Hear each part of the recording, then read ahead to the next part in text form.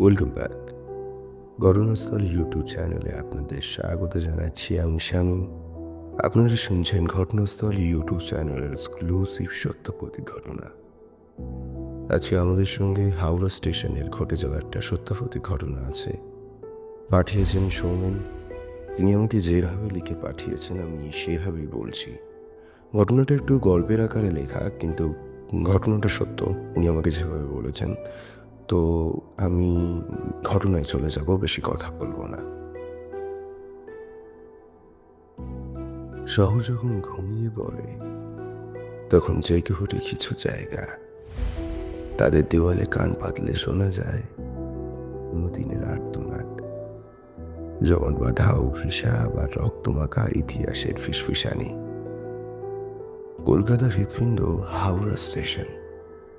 দিনের আলোয় লক্ষ লক্ষ মানুষের পদচারণার মুখর, কিন্তু রাতের অন্ধকারে সে হাওড়া স্টেশনে হয়ে ওঠে এক অন্য জগৎ।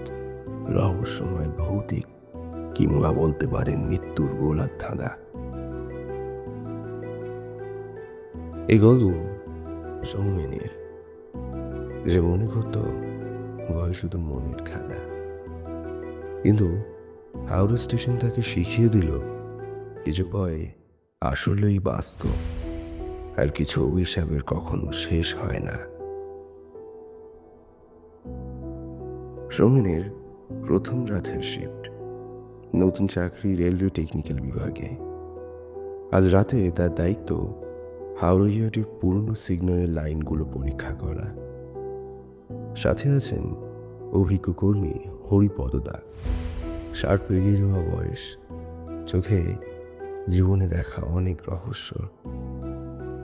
বিশাল ইয়ার্ডে টিমটিমে আলো জ্বলছে কোথাও কোথাও, কিন্তু বেশিরভাগ জায়গায় ডুবে আছে ঘন আলকাতরার মতন অন্ধকারে। হরিপদদা গলা নামিয়ে সৌমেনকে বললেন, শোনো সৌমেন, নতুন এসেছ, তাই কয়েকটা কথা মাথায় পুরে রেখো।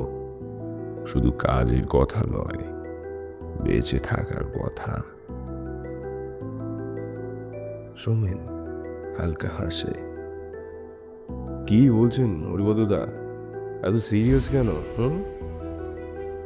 হরিপদদা আরো কিছুটা নিচু স্বরে বলতে শুরু করলেন, এই স্টেশনটা যতটা বড়, তার অন্ধকার দিকটা তার চেয়েও গভীর।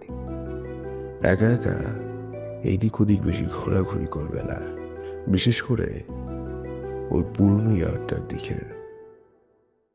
আর শোনো, যদি কখনো তোমার নাকে পচা রক্তের মতো মূর্ছে ধরা লোহার গন্ধ আসে, তাহলে এক মুহূর্ত আর সেখানে দাঁড়াবে না।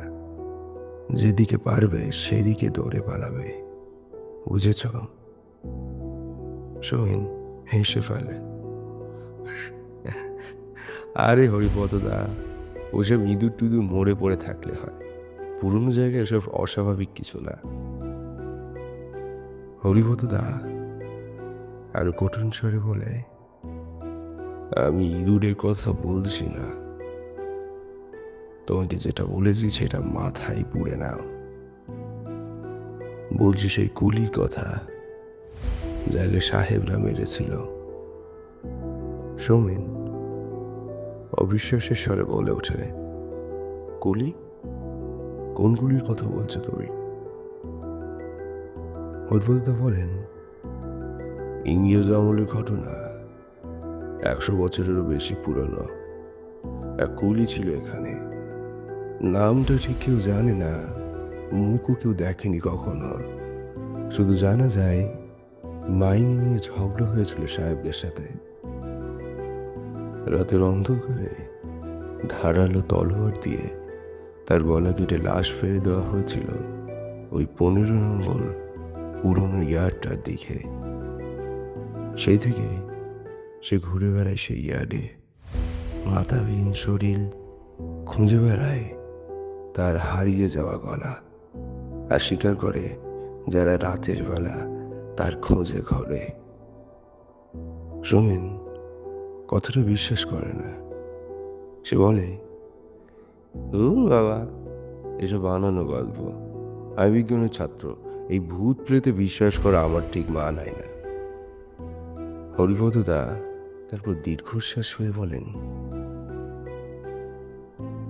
বিশ্বাস না করলেও সাবধানে থেকো, এটাই আমার তোমার কাছে আর্জি। আর আরো একটা কথা মনে রাখো। শোনেন, এসব কথা কানই তুলল না। তার মতে এগুলো পুরনো মানুষদের কুসংস্কার ছাড়া আর কিছু না। হরিপদদাকে বিশ্রাম নিতে বলে সে একাই এগিয়ে গেল 15 নম্বর প্ল্যাটফর্মের দিকে। জায়গাটা প্রায় পরিত্যক্ত। বছরের পর বছর ধরে এই জায়গাটা ব্যবহার হচ্ছে না। লাইনের দুপাশে জঙ্গলের মতন ঝোপঝাড় গজিয়েছে। টর্চের আলো ফেললে ইঁদুর আর তেলাপোকা ছুটোছুটি করে দেখা যায়। হঠাৎ সোমন নাকে কিছু একটা বাজে গন্ধ পায়। এটা কিসের গন্ধ? নাকে সে ধাক্কা মারল এক তীব্র বিকট গন্ধ। পচা মাংস আর পুরনো মরছে ধারালো হা, দুটো মিলে এমন দুর্গন্ধ যে বমি আসার উপক্রম।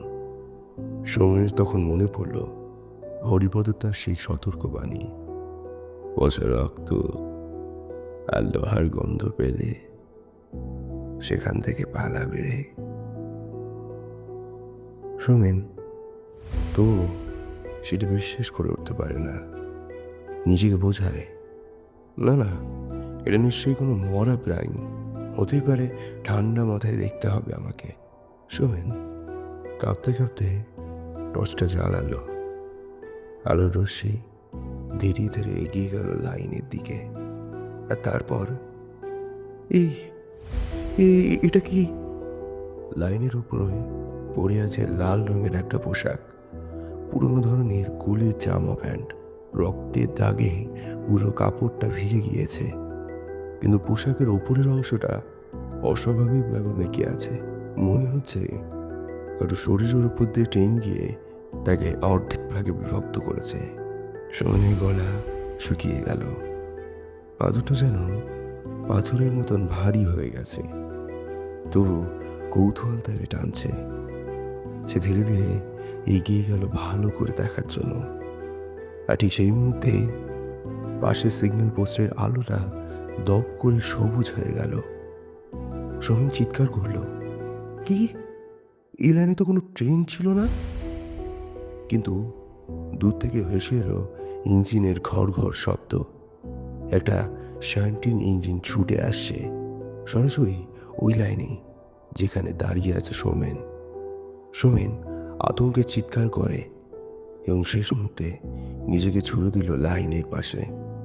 ইঞ্জিনটা তার মাত্র ইঞ্চি 2 দূর দিয়ে বিকট শব্দ করে বেরিয়ে গেল। কিন্তু যেটা দেখল সোমেন, সেটা তার মেরুদণ্ড বরফ জমিয়ে দিল। না, এটা হতেই পারে না। ইঞ্জিনের জানলায় কোনো চালক ছিল না, একদম খালি। অথচ ইঞ্জিনটা নিখুঁতভাবে চলছিল লাইনের উপর দিয়ে।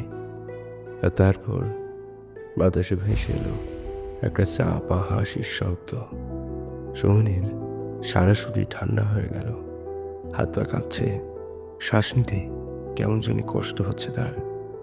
দেখি সত্যি শুধু দুর্ঘটনা, নাকি করিদের প্রথম শিকার খুঁজে পেয়েছে? ঘটনাটা এ পর্যন্তই ছিল। ঘটনাটা আমার কাছে খুব রিলেটেবল মনে হয়েছে। আপনাদের কেমন লেগেছে অবশ্যই জানাবেন কমেন্টের মাধ্যমে। আপনারা সাবস্ক্রাইব করুন, লাইক করুন, শেয়ার করুন আমাদের ঘটনা। আর যদি আপনারা আপনাদের জানা কোনো সত্য ভৌতিক ঘটনা আমাদের সঙ্গে শেয়ার করতে চান, তাহলে অবশ্যই পাঠিয়ে দিন ঘটনাস্থল@gmail.com অথবা আমাদেরকে ফেসবুক পেজেও ফলো করতে পারেন, সেখানেও পাঠিয়ে দিতে পারেন আপনাদের ঘটনা।